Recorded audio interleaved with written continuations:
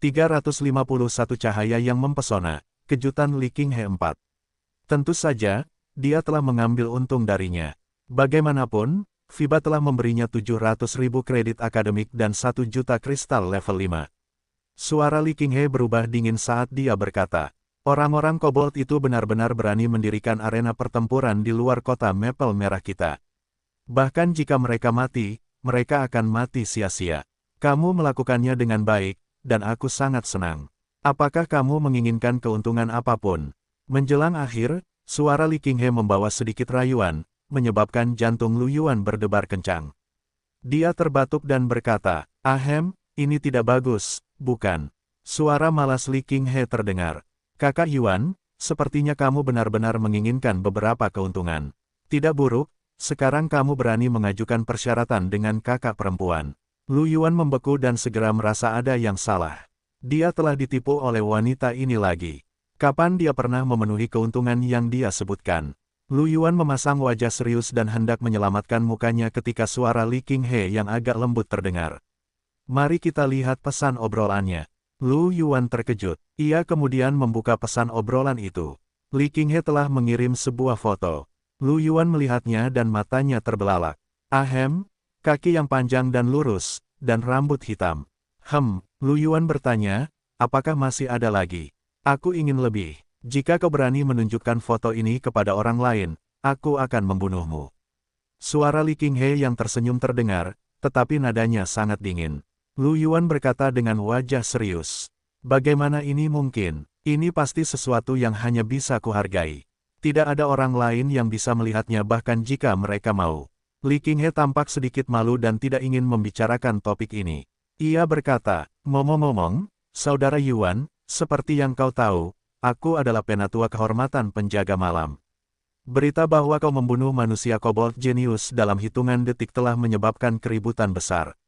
Aku khawatir banyak orang penting dari berbagai organisasi mengundangmu ke tempat mereka setelah kamu lulus, kan?" Lu Yuan tertegun. Dia memikirkan si Cheng Xin dan Du Ken. Bukan hanya mereka, tetapi Lu Yuan juga menerima berita dari Groth. Groth langsung mengatakan bahwa Carlo, komandan penjaga pegunungan tak berujung, telah memintanya untuk menghubungi Lu Yuan, berharap Lu Yuan akan bergabung dengan penjaga pegunungan tak berujung setelah lulus. Namun, Lu Yuan tidak langsung setuju. Bagaimanapun, dia baru di kelas 1. Dia jelas masih anak-anak. Bagaimana orang-orang ini tega melakukan itu? Benar sekali, kakak perempuan Qinghe. Memang ada beberapa orang yang ingin aku bergabung dengan departemen mereka. Li Qinghe berkata, sedikit gelisah. Saya juga didesak oleh pemimpin Night Watchman untuk menghubungi Anda. Ia berharap Anda dapat bergabung dengan Night Watchman di masa mendatang. Jika Anda dapat mencapai level Raja Tempur saat lulus, pemimpin kami telah mengatakan bahwa ia akan menjadikan Anda sebagai tetua kehormatan. Ketika Lu Yuan mendengar ini, ia memiliki ekspresi aneh di wajahnya. Ia tidak menyangka bahwa bahkan kakak perempuan Qinghe akan didesak untuk menariknya masuk. Namun, Lu Yuan dapat memahaminya. Bagaimanapun, ia juga merupakan anggota Night Watchman. Ketika Lu Yuan mendengar tentang Night Watchman, ia teringat pada kubus evolusi.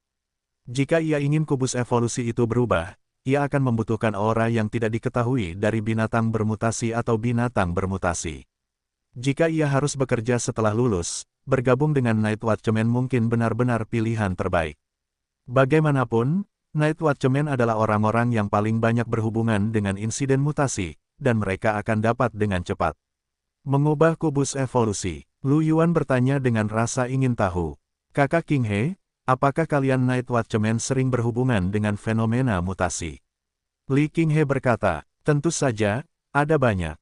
Insiden mutasi sangat sering terjadi di seluruh kekaisaran Maple Merah. Setiap kota besar memiliki cabang penjaga malam. Selain mengelola fenomena mutasi di ibu kota, markas besar juga harus mendukung cabang-cabang tersebut setiap saat. Penjaga malam di markas besar biasanya sangat sibuk.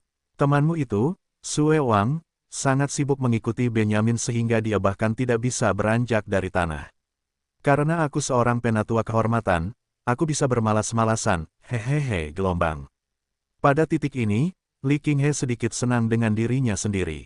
"Dengan bakatmu, kamu seharusnya bisa menerobos ke negara raja pertempuran sebelum lulus," katanya. Saat itu, kamu akan menjadi penatua kehormatan. Kamu tidak hanya akan memiliki waktu luang, tetapi kamu juga akan mendapatkan gaji. Bukankah itu hebat? Wajah Lu Yuan penuh dengan garis-garis hitam. Jika Li Qinghe seperti ini di kehidupan Lu Yuan sebelumnya, dia pasti akan menjadi pemimpin dengan keterampilan bermalas-malasan kelas 1. Dia terbatuk dan berkata, saudara Yuan berencana untuk bergabung dengan penjaga malam. Mengapa dia memberi begitu banyak wajah pada saudara perempuannya? Aku sangat tersentuh. Saat aku senggang, aku akan pergi ke penjaga malam untuk melihat dan menangani insiden mutasi. Bagaimana menurutmu? Saudara Yuan berencana untuk bergabung dengan penjaga malam. Mengapa dia memberi begitu banyak wajah pada saudara perempuannya? Aku sangat tersentuh. Bagaimana kamu ingin aku memberimu hadiah? Lu Yuan benar-benar ingin berkata, berikan aku beberapa foto legging hitam lagi. Tidak, legging putih juga bisa. Tidak apa-apa asalkan terlihat bagus.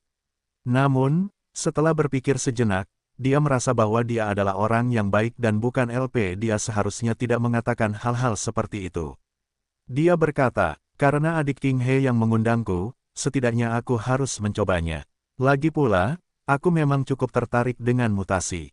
Li Qinghe tahu tentang masa lalu Lu Yuan. Setelah hening sejenak, dia tersenyum dan berkata, karena adik kecil Yuan tertarik, maka kakak akan menemanimu untuk mempelajarinya saat waktunya tiba. Ya, terima kasih, kakak Qinghe. Kau masih begitu sopan padaku. Kalau begitu aku tidak akan sopan. Apa kau masih punya foto-foto, gong hitam? Pada akhirnya, Lu Yuan tidak bisa menahan keinginannya dan bertanya. Li Qinghe jelas terdiam sejenak, lalu suaranya yang dingin terdengar. Enyahlah, saat kau kembali, aku akan menghajarmu sampai mati. Kemudian, panggilan Lu Yuan ditutup. Lu Yuan masih memikirkan kata-kata terakhir Li Qinghe, dan keringat dingin keluar di dahinya. Dia berpikir bahwa dia harus mencari alasan untuk tidak kembali untuk sementara waktu. Namun, Lu Yuan memikirkan masalah lain. 352 cahaya yang mempesona, kejutan Li Qinghe 5. Dia juga membawa pil roh surgawi bersamanya, jadi dia tidak punya pilihan selain kembali. Dia harus membawa pil roh surgawi itu ke kakak perempuan Qinghe. Namun, demi pil roh surgawi, kakak perempuan Qinghe seharusnya tidak memukulinya, kan? Di distrik White Willow, Li Qinghe sedang berbaring di tempat tidur dengan ponsel di tangannya. Wajahnya yang cantik sedikit merah, dan ada juga sedikit amarah. Adik kecil bajingan, beraninya kau menggoda adikmu sekarang. Dulu, akulah yang menggodanya. Bajingan, dia marah, tetapi dia tidak bisa menahan tawa. Dia berbaring di tempat tidur dan berpikir sejenak. Kemudian, dia bangkit dan pergi ke ruang ganti. Dia mengeluarkan pakaian yang dia beli secara online dengan hujan deras dan belum pernah dipakai sebelumnya. Dia bersenandung sedikit, dan memakainya. Keesokan harinya, Lu Yuan ingin pergi ke tempat Si Tingyu untuk berkultivasi. Namun, ia diberitahu bahwa Si Tingyu sedang sibuk menyerap ramuan roh surgawi dan tidak punya waktu. Lu Yuan memikirkannya dan memutuskan untuk kembali dan memberikan pil roh surgawi kepada Li Qinghe. Karena itu, Lu Yuan meninggalkan perkemahan jenius, mengeluarkan beruang hitam nomor 1, dan kembali ke distrik Willow Putih. Setelah kembali ke rumah, Li Qinghe tidak menyangka Lu Yuan akan kembali begitu tiba-tiba dan panik. Kemudian, ia melotot ke arah Lu Yuan dan mencibir. Kakak Yuan, sepertinya kau sudah siap untuk dipukuli. Hati Lu Yuan bergetar, dan ia buru-buru tersenyum. Kakak Qinghe, aku punya kejutan untukmu. Kejutan apa? Li Qinghe sedikit bingung. Kejutan apa? Lu Yuan mengeluarkan pil roh surgawi dan menyerahkannya kepada Li Qinghe. Energi roh yang kaya mekar dari pil roh surgawi, dan Li Qinghe secara alami dapat merasakannya. Ia menatap Lu Yuan dengan kaget dan mengambil ramuan roh surgawi. Setelah menerima pesan tentang pil roh surgawi, Li Qinghe tertegun dan menatap Lu Yuan dengan kaget. Pil roh surgawi ini benar-benar dapat meningkatkan bakat seseorang. Lu Yuan tersenyum dan mengangguk. Kakak Qinghe, apakah ini dianggap kejutan? Li Qinghe tersenyum dan mengangguk, lalu bertanya, bagaimana denganmu? Apakah kamu menggunakannya? Aku menggunakannya. Aku mengambil satu lagi untukmu. Lu Yuan menceritakan kejadian saat dia, Rebecca, dan Si Tingsue pergi memburu Zhou Er. Jadi begitulah, Li Qinghe mengangguk. Itu sebabnya kamu harus menggunakannya, kakak Qinghe. Ini akan baik untukmu di masa depan. Li Qinghe menatap Lu Yuan, lalu tersenyum dan mencubit pipi Lu Yuan. Aku sangat puas dengan kejutan ini, jadi aku tidak akan memukulmu. Tinggallah di rumah untuk saat ini dan jangan terburu-buru kembali ke sekolah. Aku punya kejutan untukmu nanti. Lu Yuan sedikit bingung, tetapi dia mengangguk dan setuju. Li Qinghe pergi untuk menyerap pil roh surgawi. Tentu saja, Lu Yuan tinggal di rumah. Keesokan harinya, ada fluktuasi energi roh yang kuat di kamar Li Qinghe. Lu Yuan membuka matanya dan melirik kamar Li Qinghe. Jelas bahwa dia telah menyerap pil roh surgawi sepenuhnya. Lu Yuan tersenyum dan berjalan keluar dari kamar. Kemudian, Li Qinghe juga berjalan keluar. Lu Yuan melihat Li Qinghe dan bertanya sambil tersenyum. Kakak Qinghe, bagaimana perasaanmu? Sangat bagus, kata Li Qinghe, sedikit bersemangat. Setelah menyerap pil roh surgawi, aku merasa tidak akan lama lagi sebelum aku bisa menerobos ke alam kaisar pertempuran. Mata Lu Yuan berbinar, dan dia juga senang untuk Li Qinghe. Kalau begitu aku harus mengucapkan selamat padamu, kakak Qinghe. Li Qinghe mengangkat alisnya dan menatap Lu Yuan dengan seringai. Tunggu aku di luar, aku akan menyiapkan kejutan untukmu. Lu Yuan menatap Li Qinghe dengan ragu saat dia kembali ke kamarnya. Tak lama kemudian, Li Qinghe membuka pintu dan mengulurkan tangannya yang seputih salju untuk melambai pada Lu Yuan. Ada sedikit kegugupan yang tak terdeteksi dalam suaranya. Adik Yuan, masuklah. Lu Yuan masuk dengan rasa ingin tahu. Kemudian, dia melihat Li Qinghe mengenakan gaun hitam pendek yang seksi dengan suspender, dan kakinya yang jenjang terbungkus legging hitam yang tembus pandang. Lu Yuan, Lu Yuan menduga bahwa dia telah tiba di surga. Kalau tidak, bagaimana dia bisa bermimpi seindah itu? Li Qinghe, yang selama ini tersenyum malas, sebenarnya tampak sedikit malu. Namun, dia pulih dengan sangat cepat dan memperlihatkan senyum jahat pada Lu Yuan. Dia bahkan meletakkan tangannya di pinggang rampingnya dan berpose seksi, mengedipkan matanya ke arah Lu Yuan dengan menggoda. Bagaimana? Apakah bagus? Kakaknya membeli ini saat dia berbelanja online dengan hujan yang mengerikan. Dia belum memakainya. Adik Yuan, kamu orang pertama yang bertemu dengannya. Lu Yuan, kakak Qinghe, bolehkah aku duduk di tempat tidur? Li Qinghe tertegun sejenak, lalu tampak mengerti sesuatu. Dia menatap tubuh bagian bawah Lu Yuan dengan tatapan aneh, dan sudut mulutnya sedikit berkedut. Dia menatap Lu Yuan dengan senyum jahat. Jika kamu ingin duduk, duduk saja. Lu Yuan terdiam. Dia merasa tidak enak badan. Jika bukan karena aku tidak bisa mengalahkanmu, aku akan memberitahumu apa itu kekejaman sekarang. Lu Yuan hanya berani mengeluh dalam hatinya, lalu duduk dengan patuh di samping tempat tidur. Li Qinghe tersenyum. Manfaatnya sudah berakhir. Kakak, aku akan kembali. Kemudian, Li Qinghe berlari kembali ke ruang ganti. Setelah menutup pintu, dia bersandar di sana, wajah cantiknya memerah dengan cepat. Dia menepuk dadanya dengan lembut dan mengembuskan napas. Masih ada ekspresi malu di matanya. Dia merasa jantungnya berdetak sedikit terlalu cepat. Setelah menenangkan detak jantungnya, kulit Li Qinghe kembali normal dan dia kembali mengenakan pakaian aslinya. Dia melihat gaun hitam kecil dan sutra hitam, terdiam sejenak, lalu dengan hati-hati menyimpannya. Lu Yuan tidak menyangka Li Qinghe akan memberinya kejutan seperti itu. Dia sangat puas, hanya saja waktunya agak terlalu singkat. Tentu saja, dia merasa bahwa akal sehatnya mungkin tidak dapat menerimanya jika terlalu lama. Jika dia benar-benar tidak dapat mengendalikan diri, dia merasa bahwa dia mungkin akan dipukuli sampai mati oleh kakak Qinghe. Tiba-tiba, dia merasa bahwa durasi yang lebih pendek mungkin merupakan hal yang baik. Tunggu, apa-apaan hujan deras ini? Setelah Lu Yuan sedikit tenang, dia tiba-tiba teringat kata-kata Li Qinghe sebelumnya dan ekspresinya menjadi sedikit aneh. Jika ini adalah nama panggilan, itu cukup sejalan dengan karakteristik seorang mentor. Lu Yuan tidak berani berpikir terlalu banyak dan menyegel nama panggilan ini. Untuk menghindari dibungkam ketika saatnya tiba, Li Qinghe mengusir Lu Yuan begitu dia keluar dari kamar mandi. Lu Yuan memperhatikan tatapan aneh di mata Li Qinghe dan merasa malu. Li Qinghe adalah raja pertempuran, jadi dia pasti telah menemukan beberapa rahasia yang tak terkatakan. Dia segera menyelinap pergi. Setelah kembali ke sekolah, Lu Yuan memulai kehidupan normalnya lagi. Dia akan pergi ke rumah Si Tingyu untuk mengolah tubuh bajanya. Sejak dia mendengar nama panggilan Si Tingyu dari Li Qinghe, Lu Yuan merasa bahwa Si Tingyu telah menjadi seseorang yang tidak bisa dia lihat secara langsung. Itu menakutkan. Si Tingyu, di sisi lain, tidak memperhatikan rutinitas harian Lu Yuan. Dia terus memukuli Lu Yuan saat dia berkultivasi. Kemajuan Lu Yuan cukup cepat. Sekarang amplifikasi tubuh baja telah meningkat hampir 3 kali lipat pertahanannya. Dia senang sekaligus kesakitan.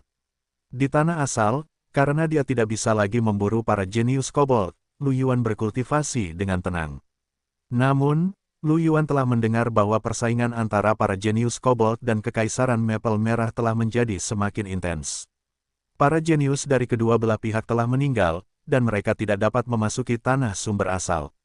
Lu Yuan tahu bahwa pada peringkat kekuatan tempur Kam Genius, Li Qingmei, yang berada di peringkat keempat, dan Zhang Xi, yang berada di peringkat ketujuh, terbunuh ketika mereka memburu orang-orang berkepala anjing. Bahkan lebih banyak orang yang tewas di peringkat terbawah. Tentu saja, orang-orang berkepala anjing juga tidak bersenang-senang. Banyak dari mereka yang tewas dalam pertempuran. Meskipun itu hanya kompetisi di hadapan bintang urat es, kedua belah pihak telah banyak menderita. Waktu berlalu, 1,5 bulan kemudian, Lu Yuan telah memasuki tanah asal 6 kali dan menyerap 1,3 juta kristal roh level 5. Dia telah melunakkan gen teleportasi spasial hingga 70%. Atribut dasar teleportasi spasial adalah yang tertinggi. Setelah peningkatan tingkat penempaan, atribut dasar Lu Yuan juga meningkat pesat. Lu Yuan menemukan bahwa dia sekarang dapat mengukir persenjataan Geno Raja lainnya. Logo, ini adalah akhir dari bagian 1, dan 353 Cobalt Chain of Mind, target Lu Yuan 1. Setelah serangkaian penyaringan, Lu Yuan akhirnya memilih sebuah cincin. Cincin perak cahaya cemerlang tingkat 3100%, baju tempur tingkat raja.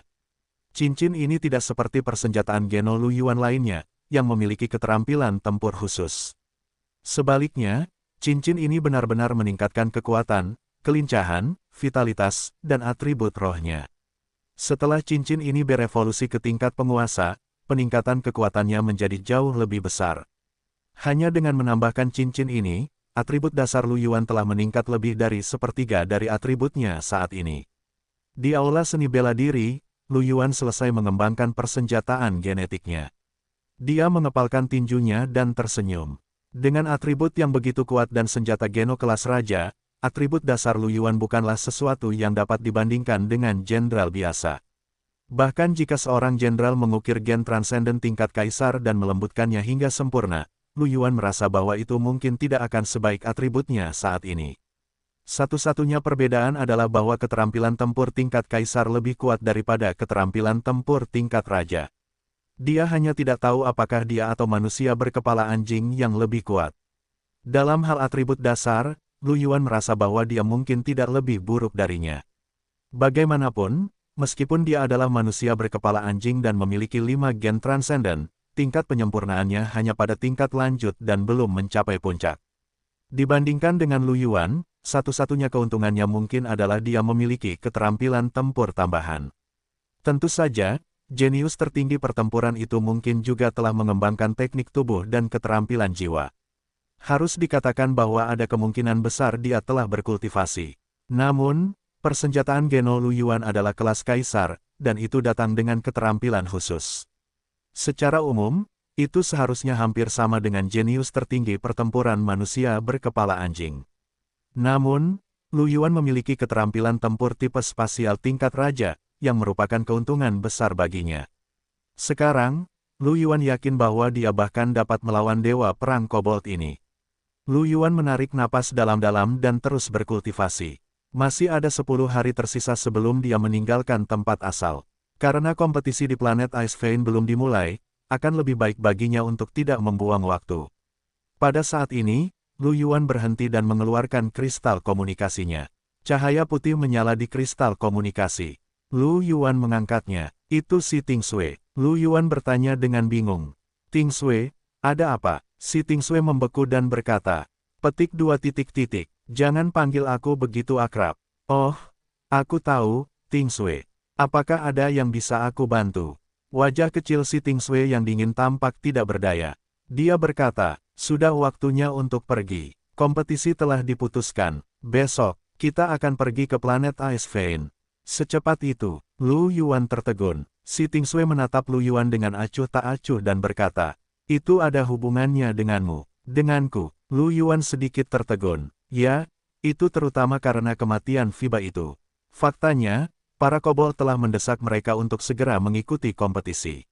Bagaimanapun, Fiba adalah jenius peringkat 3 terkuat di pihak mereka. Setelah kematiannya, waktu kultivasi menjadi lebih pendek, yang sangat merugikan mereka.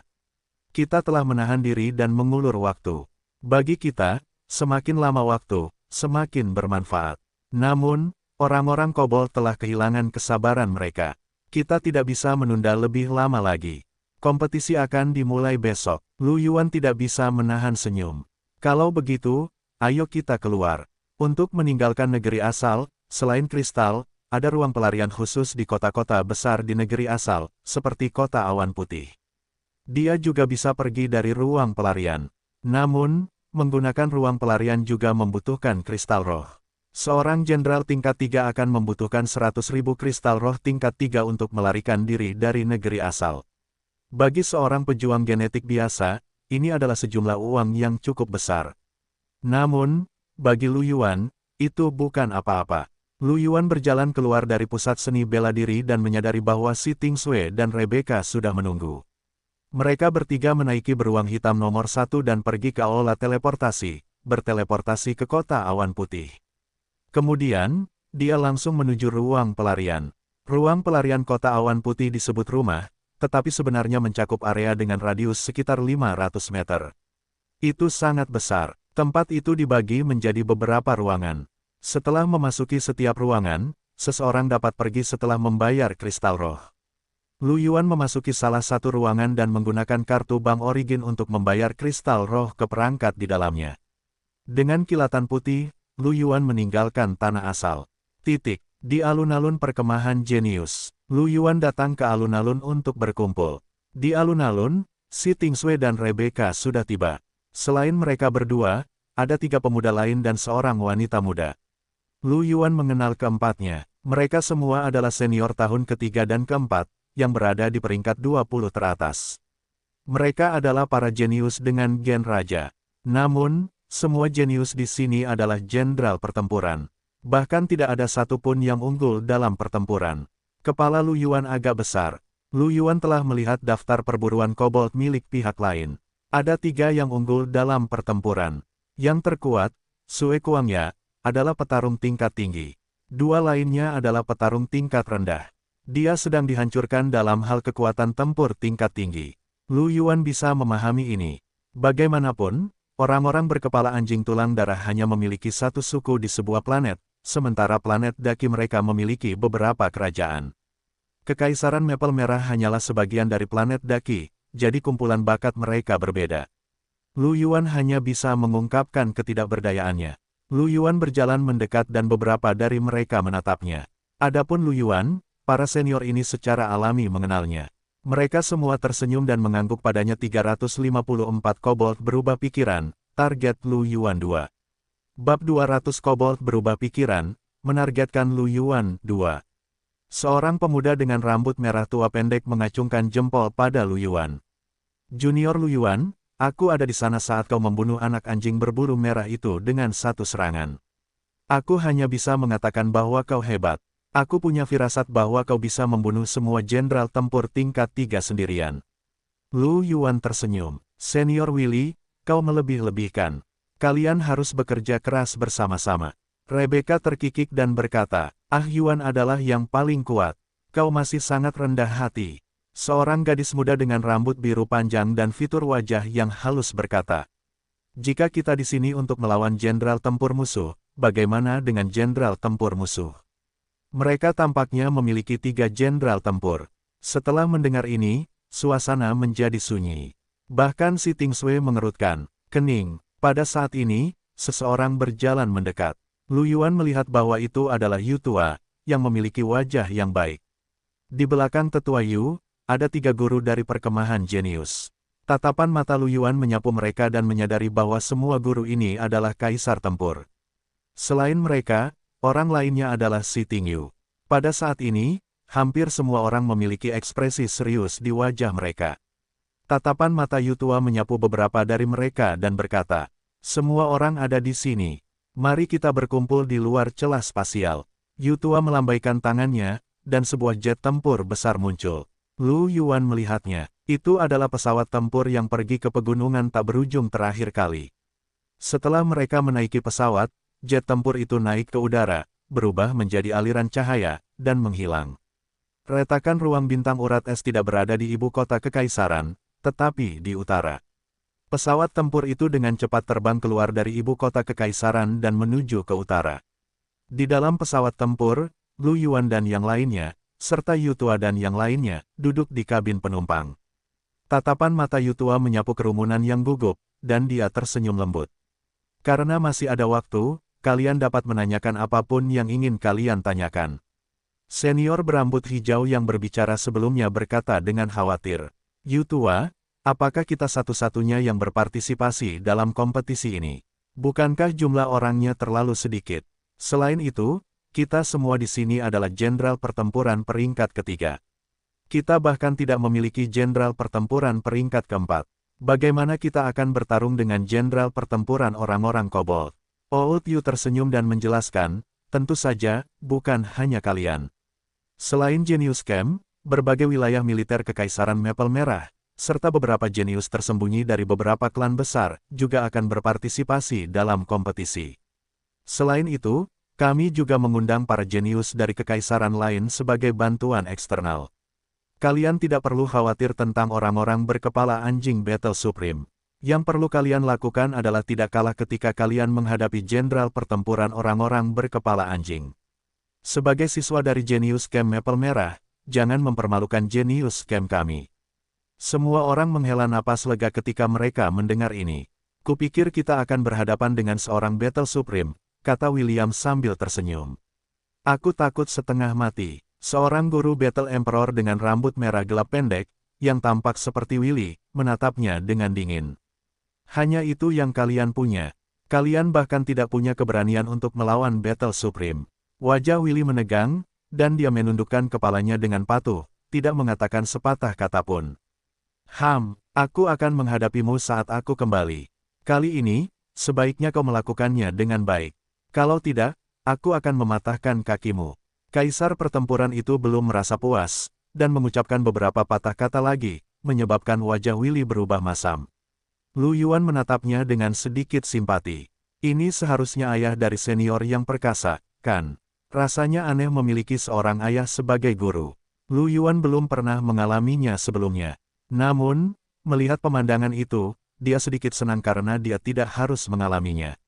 Namun, ketika dia ingat bahwa orang tuanya telah meninggal, dia tiba-tiba merasa bahwa dia tidak beruntung. Si Tingsui berkata dengan acuh tak acuh, "Bagaimana kita akan bertanding?" Setelah mendengar ini, Yutua dan yang lainnya tercengang. Mereka sedikit mengernyit dan menatap Lu Yuan dengan ekspresi serius. Lu Yuan merasa bahwa segala sesuatunya tidak berjalan baik di bawah tatapan mereka.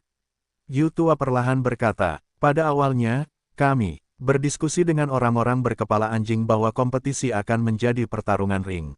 Setiap orang hanya dapat naik ring sekali, dan mereka dapat bertarung terus-menerus. Planet Ice Vein akan menjadi milik siapapun yang masih bisa berdiri di atas ring." Namun, orang-orang berkepala anjing itu tiba-tiba berubah pikiran dan ingin menambahkan pertarungan tim setelah pertarungan arena. Selain itu, area pertarungan berada di dunia kecil. Orang-orang berkepala anjing itu berubah pikiran setelah Lu Yuan membunuh orang berkepala anjing bernama Fiba. Mereka pasti merasakan ancaman Lu Yuan dan ingin memanfaatkan pertarungan kelompok untuk melenyapkanmu sebelum kau bahkan bisa tumbuh. Si Tingyu berkata dengan dingin, "Mereka punya ide bagus. Dalam pertarungan arena, ada orang-orang kuat dari kedua belah pihak yang menonton. Selama mereka cukup waspada, tidak ada yang akan mati. Namun dalam pertarungan kelompok di dunia kecil, mereka tidak akan membiarkan kita masuk. Mereka jelas mengincar nyawa Ah Yuan." Mendengar ini, ekspresi si Tingsui menjadi dingin. Ekspresi Rebecca berubah drastis saat dia mengerutkan alisnya dan berkata dengan tidak puas, "Lalu bagaimana kamu bisa menyetujui kompetisi seperti itu? Paling buruk, kita akan memulai perang dengan mereka." Ini terlalu berlebihan, dia benar-benar berubah pikiran. Ekspresi Willy dan yang lainnya berubah saat mereka menatap Lu Yuan dengan sedikit khawatir. Namun, ketika mereka mendengar kata-kata Rebecca, mereka masih memiliki ekspresi aneh di wajah mereka, dan mereka menatap Rebecca dengan aneh.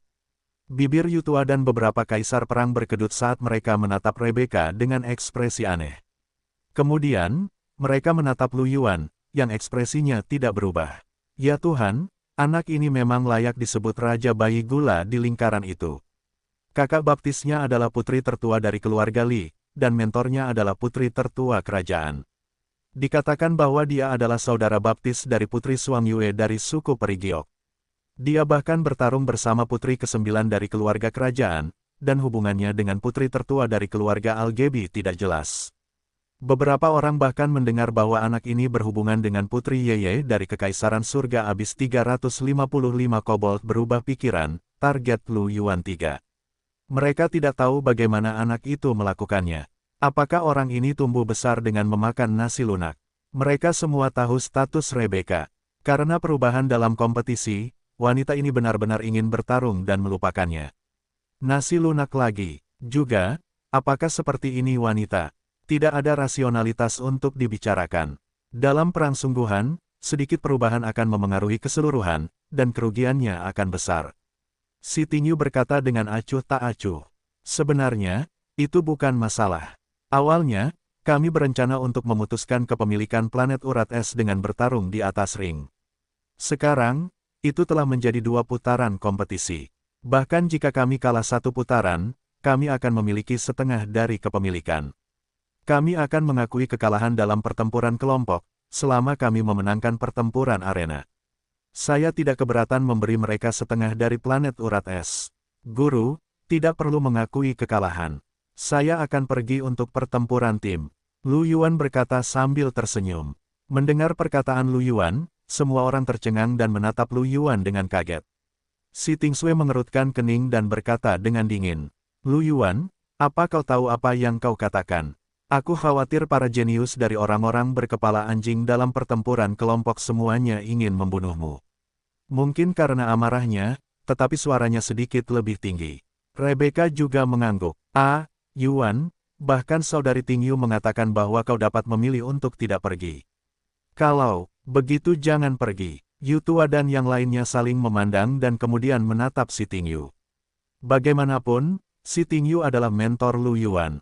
Mereka tidak dapat memahami pikiran Lu Yuan dan memutuskan untuk membiarkan si Tingyu yang menanganinya. Si Tingyu menatap Lu Yuan dalam diam dan perlahan berkata, Yuan, mengapa kau pergi ke pertempuran tim? Beri aku alasan. Lu Yuan tersenyum. Aku sangat kuat sekarang. Bahkan jika aku menjadi sasaran semua jenius kobold itu, mereka mungkin dapat membunuhku. Si Tingyu sedikit mengernyit. Hanya, mungkin tidak akan berhasil. Kamu sangat berbakat dan pasti akan menjadi ahli di masa depan. Tidak perlu berjuang untuk kemenangan di sini. Bahkan jika ada sedikit kemungkinan kecelakaan, aku tidak akan membiarkanmu pergi. Meskipun nada bicara si Tingyu keras, Lu Yuan bisa mendengar kekhawatirannya. Dia berpikir sejenak, lalu bertanya, bisakah mereka menggunakan benda-benda di ruang rune pertempuran? Bagaimana jika kamu membawa sesuatu yang aneh? Bukankah itu sangat tidak adil? Kaisar pertempuran berambut merah berkata, tentu saja tidak. Bagaimanapun, ini menyangkut kehidupan para jenius di kedua belah pihak. Tidak seorang pun akan mengambil risiko seperti itu. Sebelum memasuki dunia kecil, mereka akan menggunakan cara khusus untuk menyegel sementara ruang warpain. Tidak hanya itu, mereka juga akan memeriksa setiap petarung dengan saksama. Mereka tidak diperbolehkan membawa barang lain, bahkan agen genetik. Lu Yuan mengangkat alisnya dan berkata dengan wajah serius, aku ingin mencoba.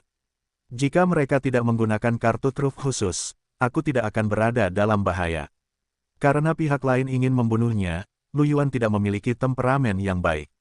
Dia hanya tersenyum dan membiarkannya berlalu. Dia ingin menguji seberapa kuat dirinya sekarang.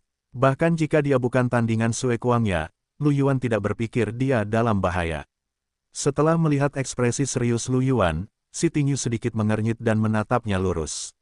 Lu Yuan dan si Tingyu saling memandang dengan tenang. Setelah beberapa saat, si Tingyu diam-diam mengalihkan pandangannya. Dia berkata dengan tenang, kalau begitu, pergilah. Aku sudah memberitahu kelompok King He bahwa kalian tidak akan pergi.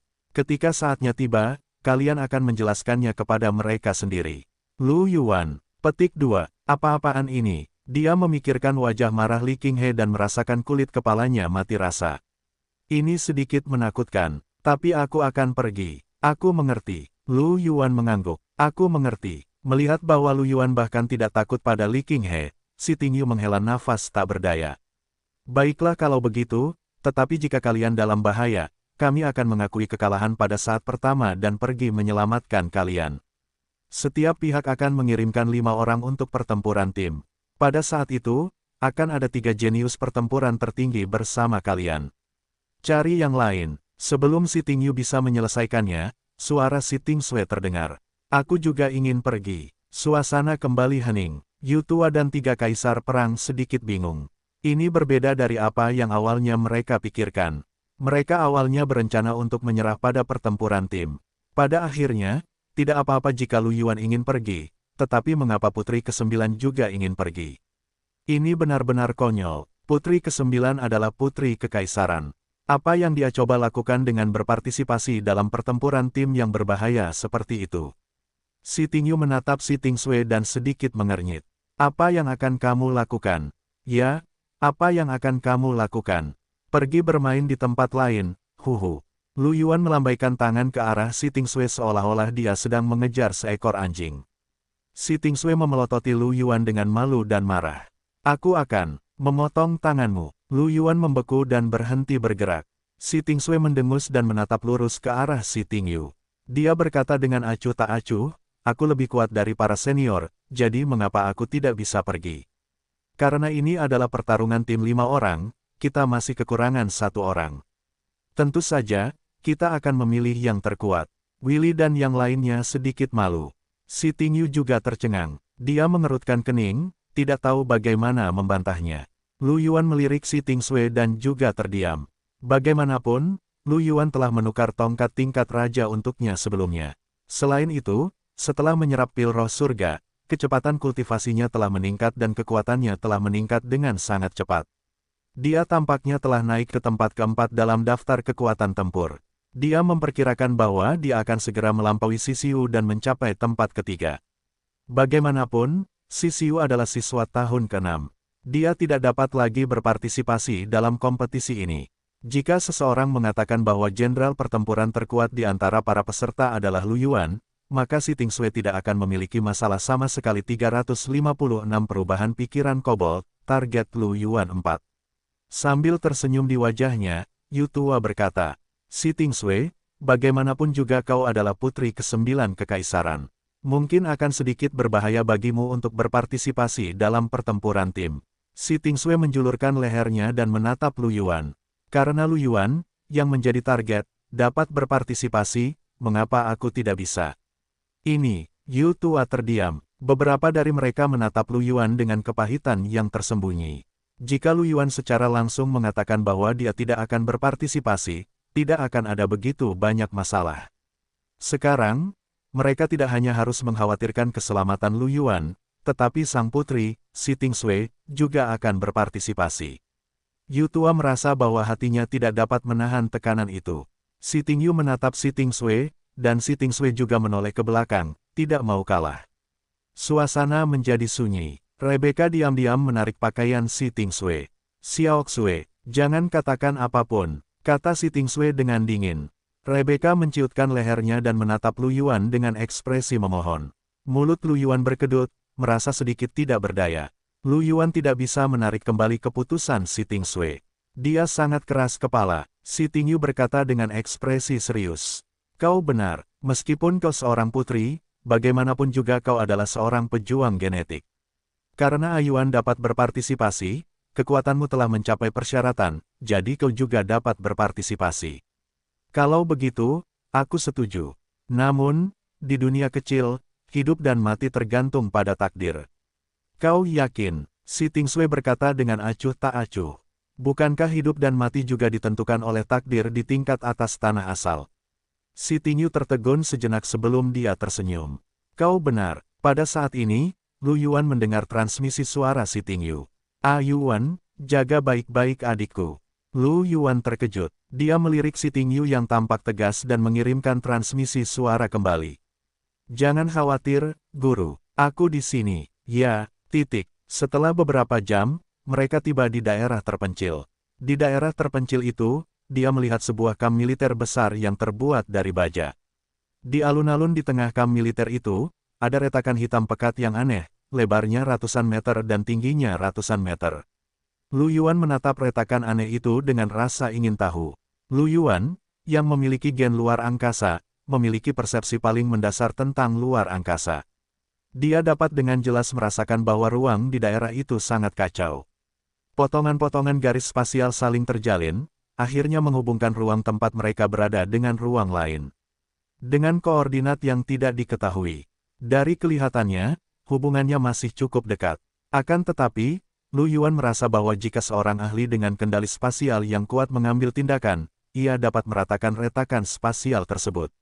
Selama ia dapat meluruskan garis spasial yang kacau, semuanya akan baik-baik saja.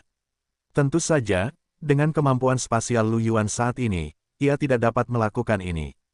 Lu Yuan merasa bahwa ia mungkin perlu menuliskan gen ruang tingkat raja atau bahkan tingkat Sein untuk dapat melakukannya. Akan tetapi, untuk gen ruang pada tingkat itu, teknik tempur yang dikandungnya pasti akan sangat mengerikan. Bayangan kehendak yang memiliki teknik spasial tingkat raja atau bahkan tingkat Sein bukanlah sesuatu yang dapat dihadapi oleh para pejuang genetik dengan tingkat yang sama. Ketika Lu Yuan menuliskan gen elemen ruang, bayangan tersebut hanya memiliki keterampilan tempur kilat tingkat bos, tetapi itu sudah sedikit sulit bagi Lu Yuan. Untuk gen tipe ruang dengan tingkat yang sama, kecuali seseorang memiliki keterampilan tempur tipe ruang atau gen lain yang sangat kuat, siapapun yang menuliskannya akan mendatangkan kematian. Setidaknya, Lu Yuan merasa bahwa seharusnya tidak ada ahli setingkat ini di planet Daki atau bintang Bloodborne. Kalau tidak, dia bisa langsung menutup celah angkasa. Mengapa dia ingin bersaing denganmu? Sementara Lu Yuan berpikir, jet tempur itu sudah mendarat di pelabuhan antariksa. Lu Yuan dan yang lainnya mengikuti Yutua dan yang lainnya keluar dari jet tempur. Di luar pelabuhan antariksa, sudah ada tentara berseragam militer yang menunggu mereka. Pemimpin kelompok itu adalah seorang pria dengan tubuh agak kurus. Dia melangkah maju dengan senyum di wajahnya. Yutua, komandan sudah menunggumu di markas besar. Yutua tersenyum dan mengangguk. Kami tidak punya banyak waktu. Tolong antar kami ke sana. Baiklah, lewat sini. Silakan. Lu Yuan dan yang lainnya mengikuti pria kurus itu melewati kamp militer besi.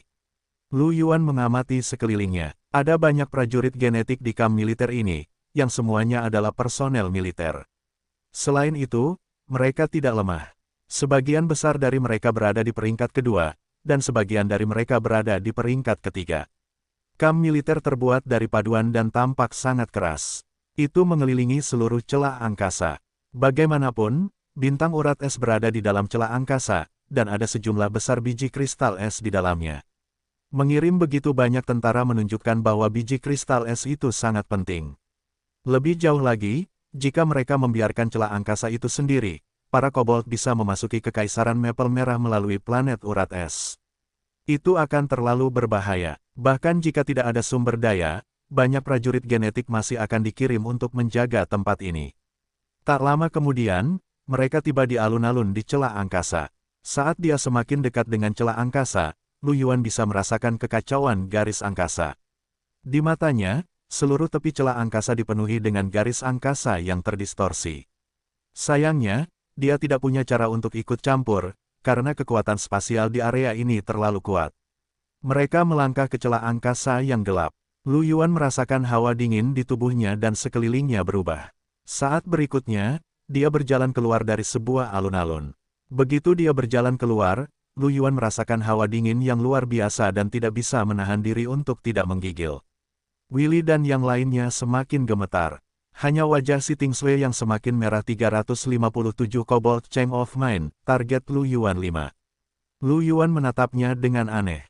Bagaimanapun, orang ini memiliki gen elemen tipe S.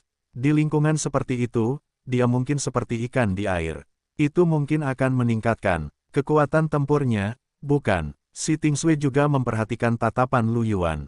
Dia meliriknya dan mengangkat sudut bibir merah cerinya dengan bangga. Lihatlah betapa sombongnya es batu ini. Mulut Lu Yuan berkedut. Bahkan jika dia memberinya cacat satu tangan, orang ini tidak sebanding dengannya. Apa yang bisa dibanggakan? Lu Yuan mengutuk dalam hatinya, tetapi dia tidak mengatakannya dengan lantang. Dia menyapu pandangannya ke sekeliling dan menemukan bahwa ini juga merupakan kamp militer baja, tetapi areanya sedikit lebih besar daripada yang ada di planet Daki. Di luar kamp militer ada area es dan salju. Lewat sini, silakan. Di sini agak dingin, mohon bersabarlah. Pria kurus itu tertawa. Old Yu menggelengkan kepalanya pelan, tidak apa-apa, tidak apa-apa. Bagaimanapun, kita di sini untuk sumber daya dinasti. Masalah kecil ini tidak akan memengaruhi kita. Kenyataannya, Xi Tingyu dan beberapa kaisar tempur sama sekali tidak merasakan apapun. Begitu mereka mencapai ranah raja pertempuran, mereka akan mampu bertahan hidup dalam ruang hampa. Cuacanya hanya sedikit dingin, apa pengaruhnya? Faktanya, setiap kali mereka memecahkan kunci gen mereka akan terus dioptimalkan. Mereka sudah berbeda dari manusia biasa. Udara di bintang urat es jelas berbeda dari planet Daki, dan gravitasinya lebih tinggi. Namun, bagi Lu Yuan dan yang lainnya, meskipun mereka tidak terbiasa, itu tidak banyak memengaruhi mereka dan mereka masih bisa bergerak seperti biasa. Ini juga karena Lu Yuan dan yang lainnya sudah berada di level prajurit. Gen mereka telah dioptimalkan 3 kali, dan mereka bahkan telah mengukir gen transenden untuk menyublimkan kehidupan mereka. Orang normal akan mati saat mereka tiba. Mereka melewati alun-alun dan tiba di sebuah gedung tinggi di area tengah kamp militer. Pria kurus itu berhenti di ruang konferensi di gedung tinggi. Pak Tuayu, komandan dan yang lainnya ada di dalam. Setelah itu, dia membuka pintu. Lu Yuan melihat ruang konferensi besar di dalamnya. Banyak orang duduk di kursi, baik muda maupun tua. Ketika Lu Yuan melihat seorang lelaki tua berjubah hitam, dengan rambut abu-abu dan wajah penuh kerutan, dia tidak bisa menahan diri untuk tidak tercengang. Kaisar pertempuran bayangan gelap, Li Xinghai, adalah leluhur tertua klan Li, yang juga merupakan leluhur kakak perempuan King He. Dia tidak menyangka dia ada di sini. Lu Yuan sedikit terkejut. Li Xinghai juga melihat Lu Yuan. Ia tersenyum pada Lu Yuan, kerutan di wajahnya semakin dalam. Tidak hanya Li Xinghai, Lu Yuan juga melihat dua wajah yang dikenalnya. Salah satunya adalah seorang pria parubaya yang tampan dan berambut ungu. Ia tidak lain adalah kakek buyut Emi, kaisar pertempuran surga Luo. Ia duduk di sebelah Li Xinghai, di ujung ruang konferensi. Jelas, Adams juga melihat Lu Yuan dan tersenyum lembut padanya. Senyum di wajah tampannya memiliki pesona yang unik. Lu Yuan juga tersenyum balik. Orang lainnya adalah Wang Lingling, yang memiliki senyum lembut di wajahnya. Ia duduk bersama pemuda itu. Lu Yuan tidak menyangka wanita berhati hitam ini ada di sini. Tetapi mengapa Emi tidak ada di sini? Tuan Tua Adams adalah kaisar pertempuran Kekaisaran Singa. Karena ia ada di sini, ia pastilah bantuan asing yang disebutkan oleh Yu Tua. Ia menatap Wang Lingling dengan ekspresi aneh. Mungkinkah wanita ini adalah bantuan eksternal? Lu Yuan menyadari bahwa ia belum pernah melihat Wang Lingling dalam pertarungan sebelumnya. Ia tidak tahu seberapa kuatnya wanita itu. Namun, Lu Yuan memikirkannya. Wang Lingling masih sangat muda, tetapi statusnya di keluarga Algebi sama sekali tidak rendah. Meskipun di permukaan dia adalah pembantu Emi, Lu Yuan pernah melihatnya membantu ibu Emi, Bibi Gwyn, dengan urusan di Heaven Luo Manor. Status ini dianggap sangat tinggi. Memikirkannya seperti ini, apakah wanita berhati hitam ini benar-benar seorang jenius? Melihat Lu Yuan membawanya, Wang Lingling menyipitkan matanya dan memperlihatkan senyum lembutnya yang khas. Mulut Lu Yuan berkedut dan dia mengalihkan pandangannya. Lu Yuan memikirkan masalah itu dan mengikuti Yu Tua dan yang lainnya ke ruang rapat. Lu Yuan langsung merasakan kehangatan udara. Pemanas dinyalakan di sini. Itu benar-benar menyenangkan. Lu Yuan mendesah dengan nyaman. Setelah Lu Yuan dan yang lainnya memasuki ruang rapat, semua orang menilai mereka. Beberapa mata anak muda bertemu. Mata Lu Yuan menyapu mereka. Dia bisa menebak bahwa orang-orang ini mungkin sedang membicarakan mereka melalui transmisi suara. Secara khusus, Lu Yuan merasa bahwa banyak orang benar-benar menatapnya dengan rasa ingin tahu di mata mereka. Kekuatan Lu Yuan tidak hanya dikabarkan di Kekaisaran Maple Merah. Di antara orang-orang ini, ada prajurit jenius dari militer dan juga putra-putra surga yang bangga dari Kekaisaran Singa. Jelas, mereka juga telah mendengar tentang perbuatan Lu Yuan. Pada saat ini, pria berambut hitam di kepala ruang pertemuan berdiri dan berjalan ke sisi Yu Tua. Senyum muncul di wajahnya yang bermartabat. Yu Tua, kamu sudah datang. Yu Tua tersenyum ramah. Kita sedikit terlambat. Kita tidak membuang-buang waktu, kan? Komandan Meng Jiang menggelengkan kepalanya dan berkata sambil tersenyum, kami baru saja tiba di ruang pertemuan. Kami datang di waktu yang tepat. Yu Tua mengangguk dan duduk di depan ruang pertemuan bersama beberapa guru tingkat kaisar pertempuran dan Si Tingyu. Lu Yuan dan anak-anak muda lainnya saling memandang dan berjalan ke belakang. Mereka duduk di tempat anak-anak muda itu berada. Wang Lingling duduk di depan Lu Yuan. Begitu dia duduk, dia berbalik, tersenyum padanya, dan berkata dengan suara rendah. Ah Yuan, sungguh kebetulan. Seketika, baik itu siswa Kam Jenius yang datang bersama mereka atau para jenius lainnya, semuanya menatap Lu Yuan. Lu Yuan bahkan merasakan tatapan yang agak dingin. Lu Yuan terkejut. Dia mengikuti tatapannya dengan ragu dan melihat bahwa itu adalah Si Tingsui. Kekuatan balok es ini benar-benar meningkat pesat di planet ini. Bahkan tatapannya dingin. Lu Yuan tidak menyangka ini. Dia tersenyum pada Wang Lingling. Lingling, apakah kamu penolong kali ini? Emi tidak datang. 358 awal kompetisi. Kartu Trump tersembunyi 1. Benar sekali, aku pembantu eksternal. Setelah jeda sebentar, Wang Lingling tersenyum dan berkata, tempat ini terlalu berbahaya untuk nona muda, jadi dia tidak diizinkan datang. Begitu, Lu Yuan sedikit terkejut, lalu dia menatap Wang Lingling dengan rasa ingin tahu, kamu berada di alam mana? Wang Lingling mengedipkan matanya, senyum lembut di wajahnya, kenapa kamu tidak menebak? Pertempuran tertinggi, kamu menebak dengan benar, seperti yang diharapkan dari Ayuan. Wang Lingling berkata sambil tersenyum. Lu Yuan menatap Wang Lingling dengan heran. Dia telah menebaknya. Aku tidak menyangka kamu sekuat ini, Lingling. Dibandingkan denganmu, ah Yuan, aku masih sedikit kurang. Wang Lingling tersenyum rendah hati. Kemudian, dia menoleh ke Si Tingsui dan Rebecca, senyumnya masih lembut. Lama tidak bertemu, putri ke-9, Nona Rebecca. Ya, Si Tingsui mengangguk dengan dingin. Rebecca berkata dengan agak gembira. Aku tidak menyangka kau sekuat ini, Lingling.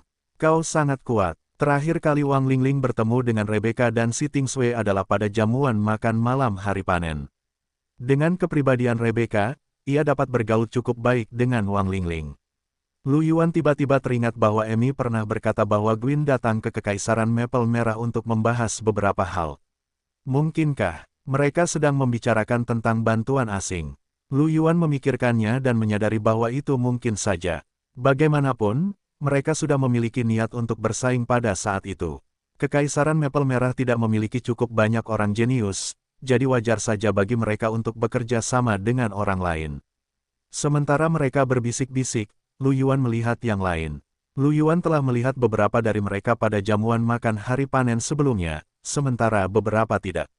Di antara mereka, ada ahli dari militer Kekaisaran Maple Merah, keajaiban tersembunyi dari klan besar, dan bantuan asing dari Kekaisaran Singa. Seorang pemuda tampan dengan rambut abu-abu gelap mengangguk ke arah Lu Yuan dengan sedikit rasa ingin tahu dan niat bertarung di matanya. Namaku Stevenson, petarung tingkat rendah. Kudengar kau sangat kuat. Saat kau berhasil mencapai level petarung, bagaimana kalau kita bertanding? Jangan khawatir, kita akan berada di arena di tanah asal. Kita tidak akan merusak hubungan kita. Oh, Lu Yuan tertegun. Ia tersenyum dan berkata, kalau kau ingin bertanding, aku bersedia menemanimu. Lu Yuan takut orang ini tidak akan berminat bertanding setelah kompetisi ini. Namun, karena orang ini hanya ingin bertanding dan tidak punya niat buruk, Lu Yuan bersedia berteman dengannya.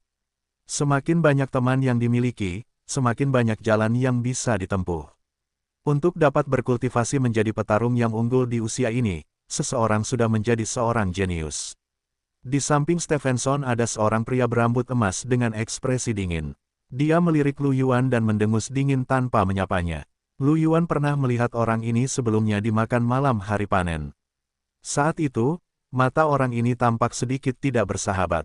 Lu Yuan juga tidak menyapanya. Sementara Lu Yuan dan yang lainnya mengobrol, Yu Tua, yang berada di depan ruang pertemuan, memberi tahu Meng Jiang tentang partisipasi Lu Yuan dan Si Tingsui dalam pertempuran kelompok.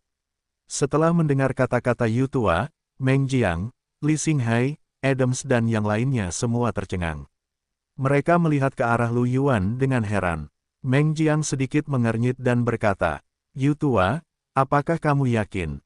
Jika Lu Yuan bergabung dalam pertempuran, itu mungkin akan sangat berbahaya. Aku khawatir orang-orang berkepala anjing itu akan bergerak melawan Lu Yuan. Awalnya, dia sudah berencana untuk membiarkan yang lain berpartisipasi dalam pertempuran kelompok. Jika mereka bisa menang, maka mereka akan menang. Jika mereka tidak bisa menang, maka mereka akan melakukan yang terbaik. Li Xinghai mengerutkan kening. Bukankah Lu Yuan hanya main-main? Adams juga sedikit mengernyit. Dia melirik Lu Yuan lalu tersenyum. Karena Yuan begitu percaya diri, mungkinkah benar-benar ada peluang untuk menang? Old Yu tersenyum pahit. Lu Yuan sangat bertekad untuk pergi. Bahkan Ting Yu tidak bisa membujuknya. Semua orang saling memandang. Mata Meng Jiang berkedip, dan dia perlahan berkata, selain 3 petarung tertinggi, orang terkuat di pihak kita pastilah Lu Yuan. Karena dia ingin pergi, kita tidak punya alasan untuk menghentikannya. Si Ting Yu berkata dengan ekspresi serius. Mereka juga prajurit genetik. Karena mereka telah memilih untuk berpartisipasi dalam kompetisi, kita tidak bisa menghentikan mereka. Petik 2. Li Xinghai mengerutkan kening, mendengus dingin, dan tidak mengatakan apa-apa. Adams tersenyum. Jika terjadi kecelakaan, kamu bisa mengakui kekalahan tepat waktu dalam pertempuran tim. Dengan kelincahan Yuan, seharusnya tidak apa-apa untuk bertahan sebentar. Kalau begitu, biarkan Lu Yuan dan Putri ke-9 bergabung dalam pertempuran. Meng Jiang tertawa. Kemudian, dia meninggikan suaranya, dan suaranya menyebar ke seluruh ruang konferensi. Semuanya, harap, diam, karena semua orang ada di sini, aku akan menjelaskan situasi umum kompetisi ini. Kompetisi akan diadakan di lembah es di tengah-tengah kamp manusia dan orang-orang berkepala anjing. Ada 20 jenius dari kedua belah pihak.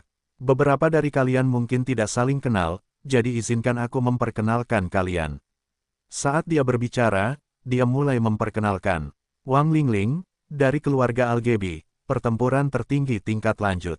Stevenson, dari penjaga timur, pertempuran tertinggi pemula.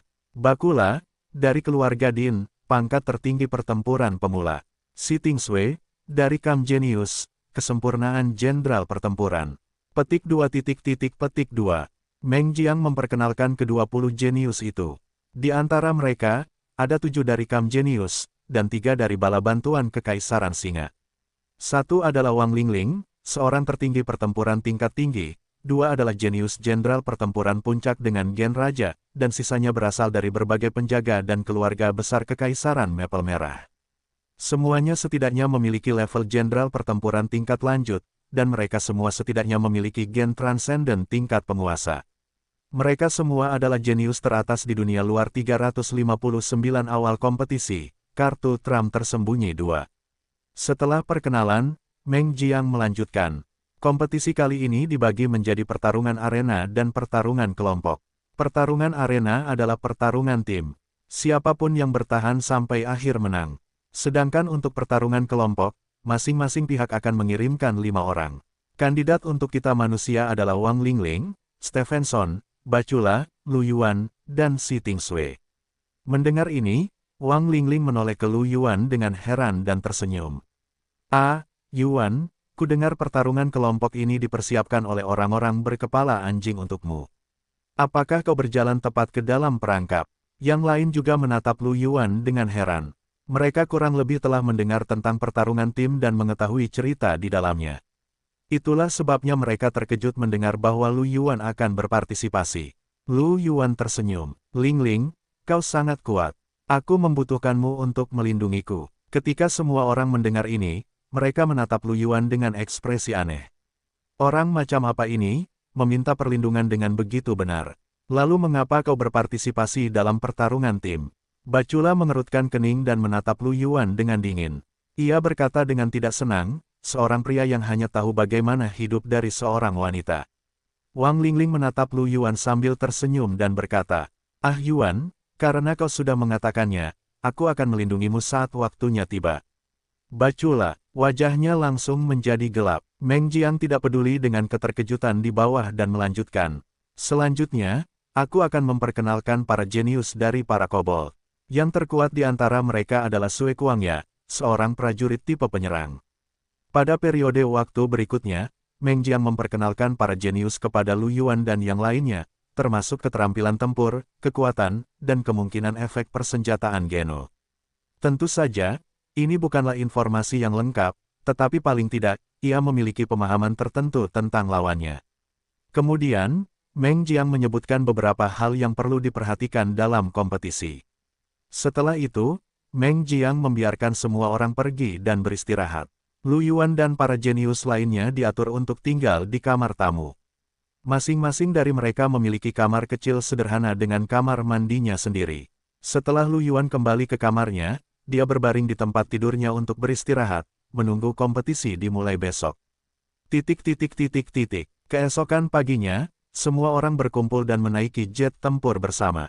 Mereka meninggalkan kamp pertahanan dan terbang menuju lokasi kompetisi.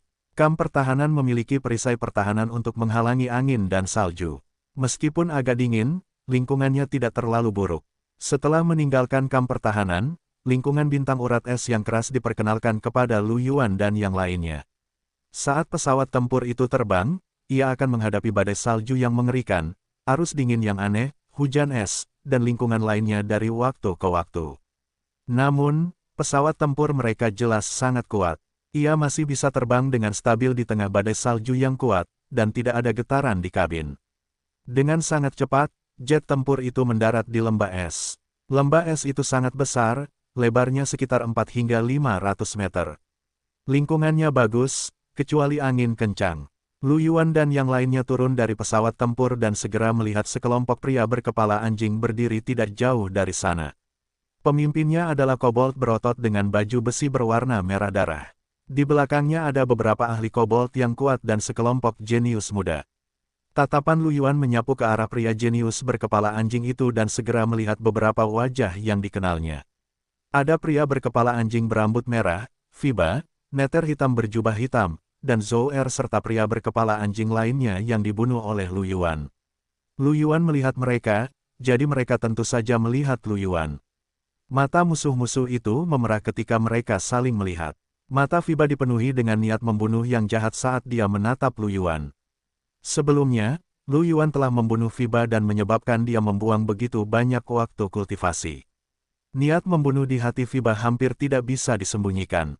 Ketika Zhou Er dan orang-orang berkepala anjing lainnya melihat Lu Yuan, pupil mereka sedikit mengecil, dan ada sedikit ketakutan di mata mereka. Kekuatan mengerikan yang ditunjukkan Lu Yuan sebelumnya masih segar dalam ingatan mereka. Itu hampir menjadi mimpi buruk mereka. Baru-baru ini, Zhou Er sering bermimpi Lu Yuan tersenyum padanya, menyebabkan dia terbangun dalam ketakutan. Meng Jiang dan yang lainnya membawa Lu Yuan dan yang lainnya.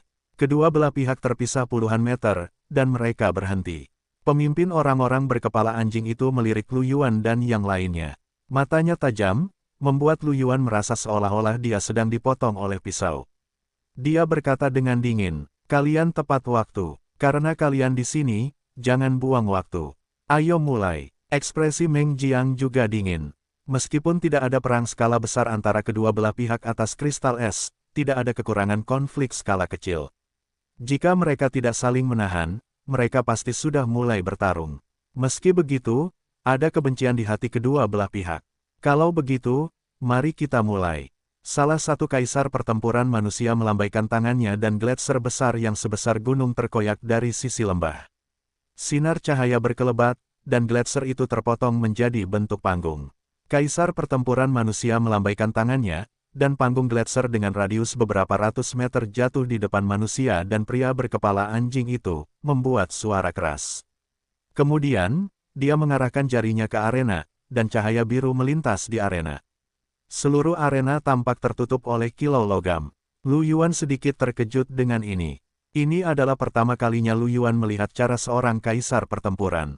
Dapat dikatakan bahwa dia dapat membalikkan awan dan hujan dengan jentikan tangannya, memiliki kekuatan yang besar dan perkasa.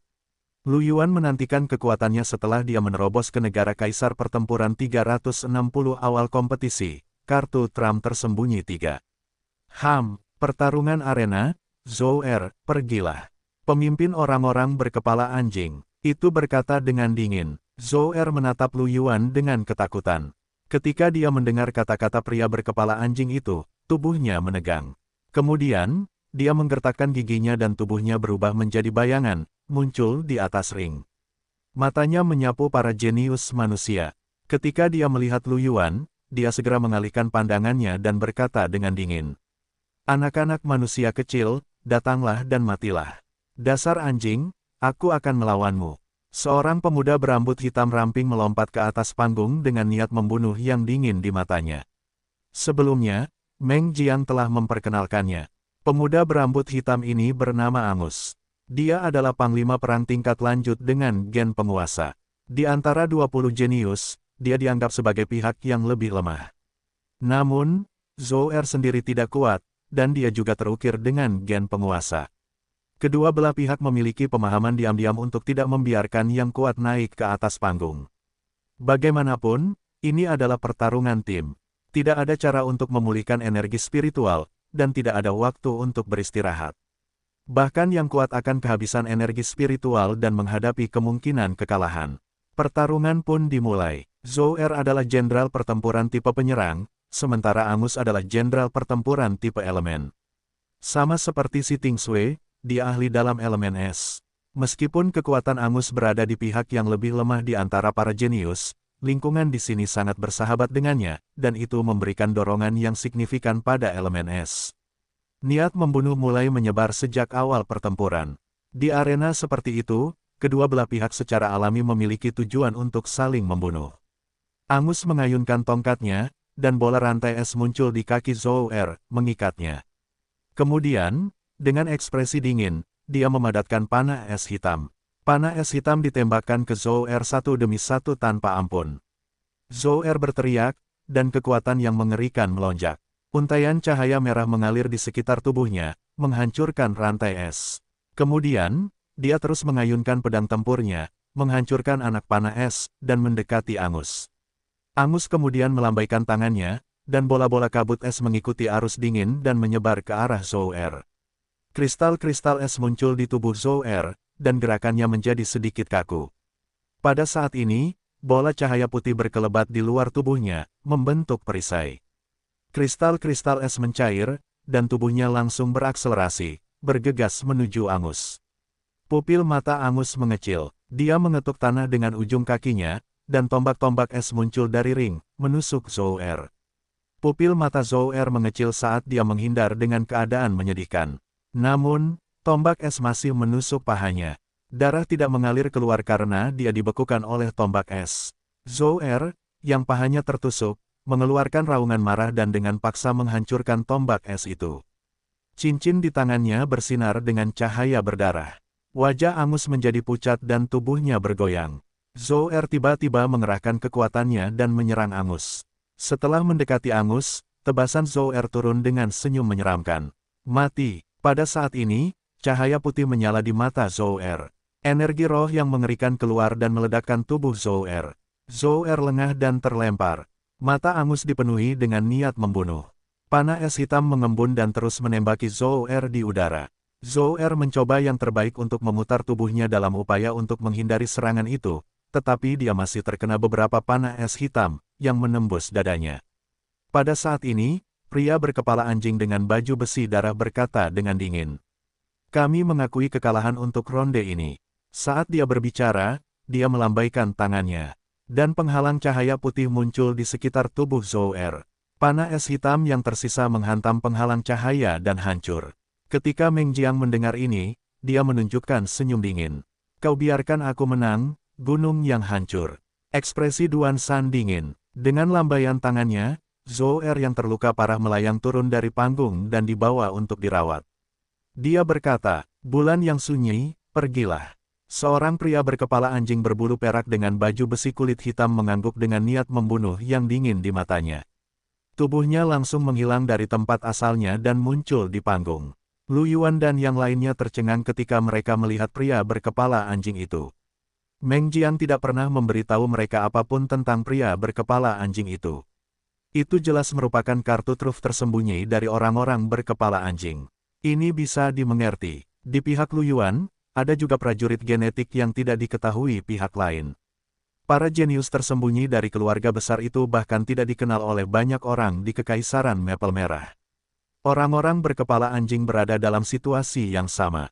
Angus mengerutkan alisnya. Wajahnya masih sedikit pucat. Serangan Zoer yang merusak kekuatan spiritualnya telah menyebabkan dia cukup menderita. Saat dia melihat pria berkepala anjing itu, wajahnya berubah serius. Dia melambaikan tongkatnya, dan perisai es bengkok muncul di sekelilingnya, berputar di sekelilingnya. Mulai, begitu dia mengatakan itu, cahaya bulan menghilang. Pupil mata Angus menyusut. Dia membanting tongkatnya ke tanah dan banyak tombak es menembus tanah di sekitarnya. Pada saat yang sama, bayangan perak melewati tombak es dan muncul di belakang Angus tanpa mengalami kerusakan apapun. Apa? Pupil mata Angus mengecil, dan kabut es menyebar ke arah bayangan itu. Pada saat yang sama, rune di jubahnya menyala, dan kecepatannya meningkat tajam. Dia mundur terus-menerus. Bayangan perak itu sangat cepat, menghindari kabut es dan mengejar Angus. Angus menggunakan keterampilan tempur senjata genonya untuk meningkatkan kecepatannya, tetapi dia masih lebih lemah dari pria kobold itu. Dia semakin dekat dan dekat. Ekspresi Angus berubah dingin. Dia melambaikan tongkatnya dan menembakkan panah es hitam ke bayangan itu sambil mundur. Namun, pria berkepala anjing itu sangat lincah, dan panah es hitam tidak memberikan efek yang baik. Lu Yuan dan yang lainnya semua mengerutkan kening. Si Tingsui berkata dengan acuh tak acuh.